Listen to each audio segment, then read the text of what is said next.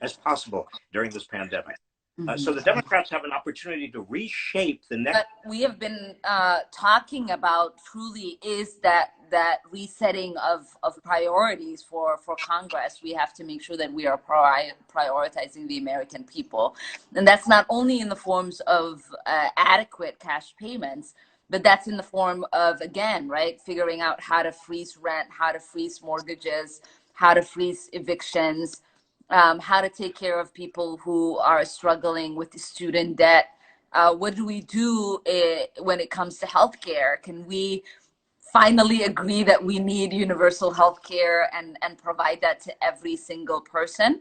Can we make sure that we're not prioritizing things like deportation and providing resources and equipment to ICE and the Border Patrol, but to our frontline healthcare workers who are really risking their lives every single day? When I hear nurses crying, talking about how they don't have adequate equipment, and the government is not prioritizing providing that to them, and you hear about what's happening in countries like France and Ireland, where they are universalizing and nationalizing their healthcare systems to make sure that they have all of the resources necessary available to every single person that needs it. And then you think about, like, everybody expects America to adequately respond and utilize all of its resources, and we're not doing that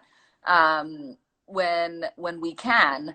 It's really disappointing and disheartening to watch it play out. I was just talking to a reporter who asked me, who's an international reporter, who'd asked me, you know, what do you think people feel when they hear the president of the United States ask for donations and help from the private sector, and not have the resources that the government has at its disposal to help the American people when they need it. And I said, that's the wrong kind of American exceptionalism. You know, we're supposed to be great. We talk about how wonderful we are all the time. And the time it counts for us to show how great we can be is when we completely fail. And it's quite disheartening to watch. Well, it's disheartening and it's unnecessary. I mean, as you know, the Defense Production Act gives the president and the executive the power to order companies to come up with critical and necessary equipment, such as ventilators or other equipment used in intensive care units. But what's happened, masks and personal safety equipment for our healthcare workers. But instead of doing that, what the Trump administration is doing is basically ordering the equipment through FEMA, and every other state is ordering the equipment from the individual companies. And what the companies are doing is sitting back and saying, that's great. We now have a bidding war for all of this equipment, and we're doing better than ever, and our profits are pouring in.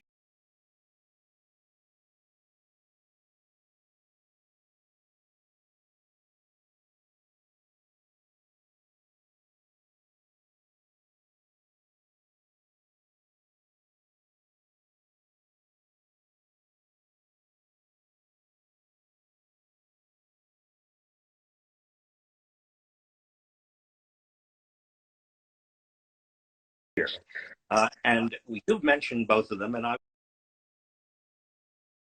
mentioned both of them. They're the boy.